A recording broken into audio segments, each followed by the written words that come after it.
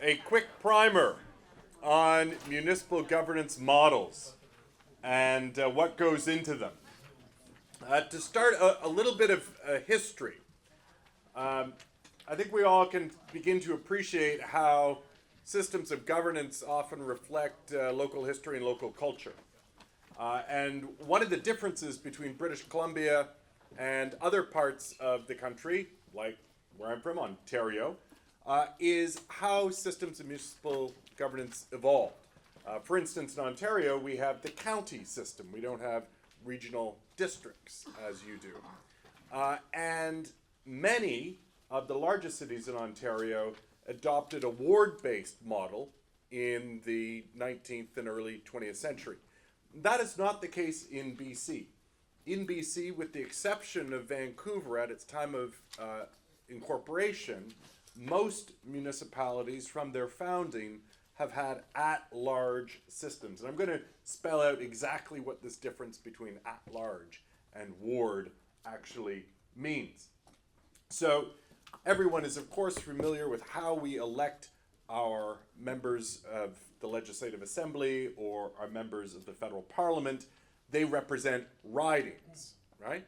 And so a ward is effectively a mini riding within the municipal boundaries. So just as we can carve up British Columbia into however many seats in the legislature or however many MPs go to Ottawa, you can carve up any municipality into a number of geographic areas. Those geographic areas typically reflect commonalities. So it may have been a geographic area where there's some coherence to that geographic boundary. It might be an ethnocultural coherence in that was traditionally, I come from in Toronto sometimes, Corktown, the old Irish slum, right? And so it would have a ward that reflected the sort of coherence of that community with the purpose of representing that community in an elected chamber. So at-large systems are often seen as advantageous because every representative has to ostensibly be thinking about the needs of the community as a whole rather than the particular interests of those smaller geographic areas or communities. That's the big tension between wards and at-large systems, is whether it incentivizes people to think about the needs of the whole community or to focus on the needs of, let's call it, a neighborhood. I mentioned that Vancouver, however, was an exception to this. So when it was incorporated in 1886, it adopted a ward-based model. Not for very long, though. By I think it's 1935 or so, yes, they abandoned the ward-based model in favor of an at-large model.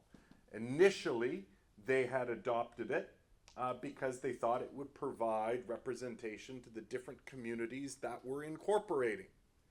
But they felt that it fueled an unequal distribution of resources, i.e., councillors often prioritized their districts over citywide concerns. When does that become consequential? When you have to pay for major capital investments like large trunk sewers, transit that serves the entirety of an area, as opposed to councillors just ward healing, you know that phrase, focusing on the interests of their immediate community. So one of the reasons why Vancouver dispensed with the ward system, adopted at large, is because in a fast-growing city, they needed to make bigger capital investments and they wanted people thinking about the interests of the city as a whole. Of course, the debate about the merits and demerits of ward versus at-large models never went away. In fact, as recently as 2022, one of the political parties in Vancouver campaigned on reintroducing wards, and they have not yet done so. a survey, not a referendum, but a survey of Vancouverites suggested that there was broad support for bringing back some degree of a ward-based model. Surrey, Richmond, Burnaby have all been host to this debate. They haven't gained traction, right? So this is, all I want to point out, a normal debate to have, and not one for which there is ultimately a correct answer, right? The way you design the governance system produces different effects and ought to be based on different intentions or values. So I want to introduce three of the elements of a governance model. First, you have to decide how big is the council. And this is a little bit like the three bears. Too hot, too cold, just right.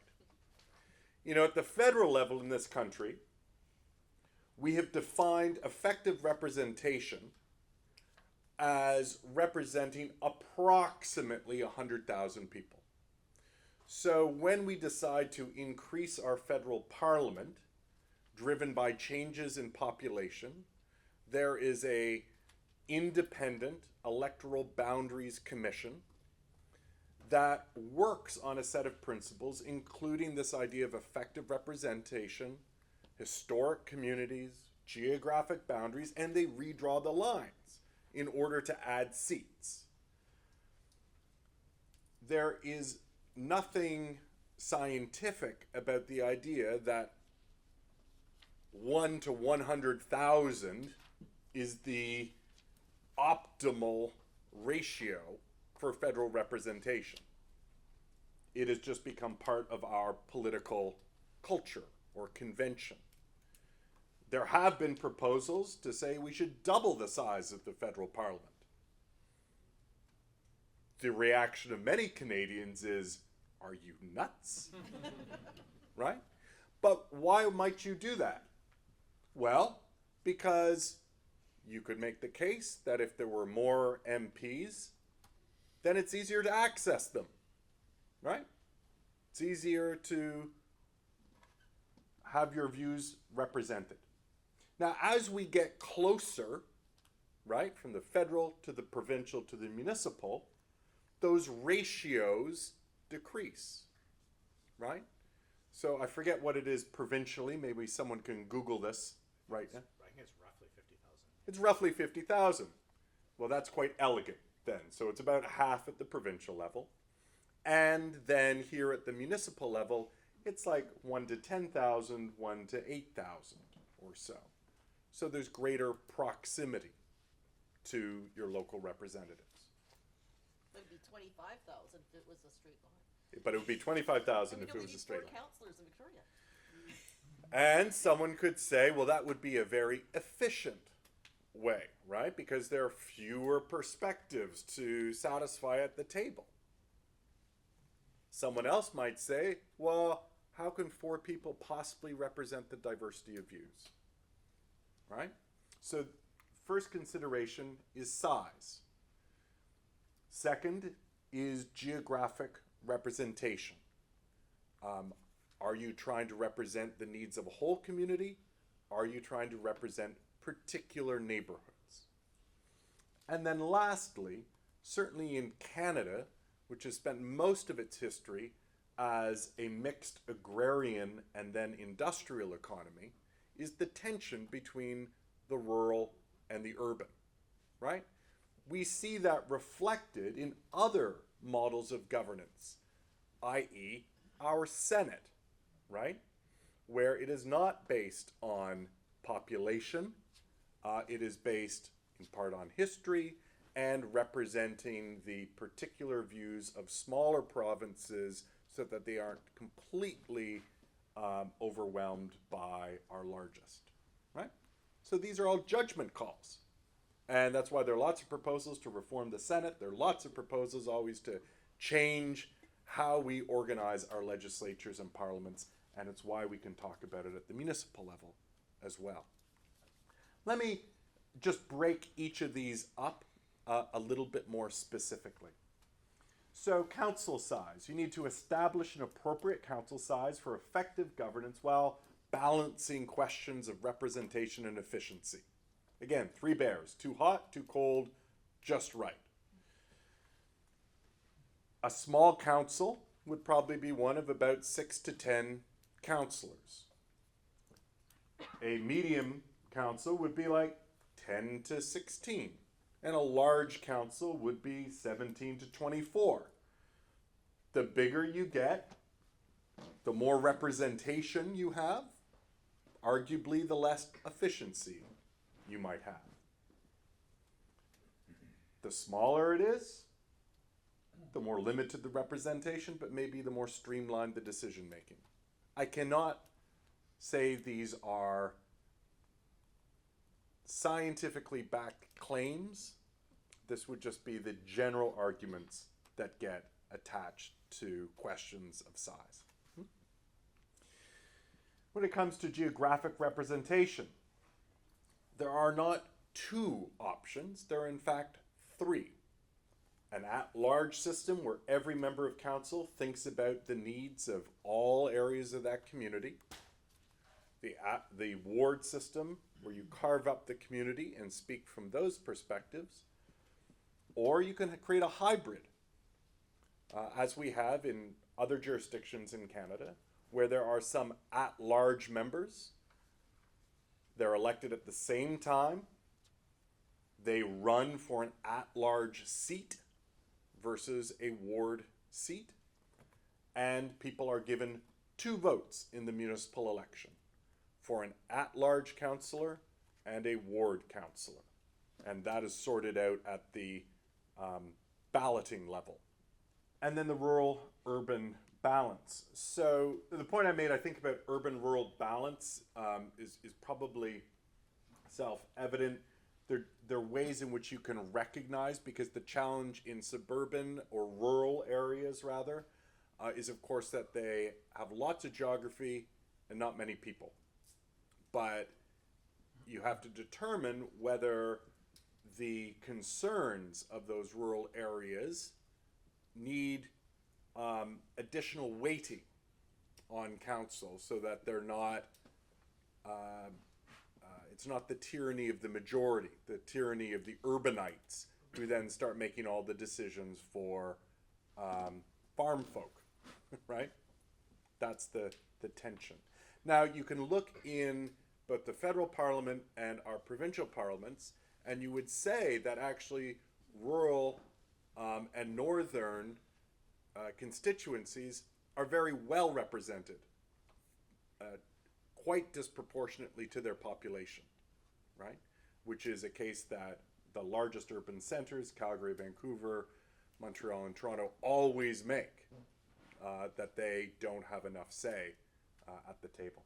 On a numbers basis, the municipalities, the Federation of Big Cities or whatever coalition they have, they're constantly pressing the case about the underrepresentation of municipal centers. And rightly, the rural parts, northern parts, they scream bloody murder and they say you're already running the show. Which is why there was a proposal in the 1950s to create northern provinces and cut everything in half. Seriously. So, there was never a citizens' assembly about that proposal. It is not part of your mandate to recommend a governance model for the status quo or an amalgamated municipality. Why are we talking about this? Because inevitably it'll be it's important information. First of all, it's important information to understand how municipalities have dealt with these tensions between rural and urban parts in how they have established themselves.